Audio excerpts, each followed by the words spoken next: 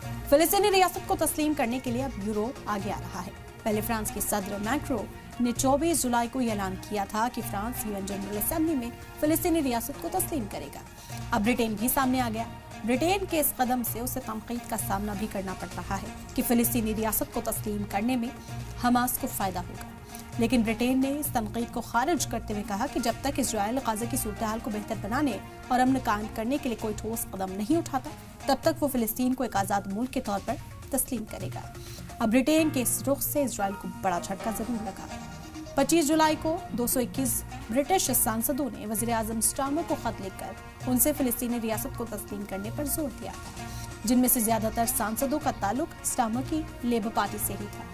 Britain के इस कदम से ये जाहिर होता है कि अब 2 स्टेट सॉल्यूशन की कोशिशों में तेजी आएगी। एक बयान में ब्रिटिश पीएम कीर स्टार्मर ने इजरायल से अपील की है कि वो यूएन को गाजा में आम शहरियों के खाने पीने पहुंचाने में मदद दे, जंगबंदी के लिए राजी हो और ये साफ करे कि वो वेस्ट बैंक पर कब्जा नहीं करेगा। तो क्या ये माना जाए कि अब आलमी बिरादरी में नेतन्याहू अकेले पड़ते जा रहे हैं?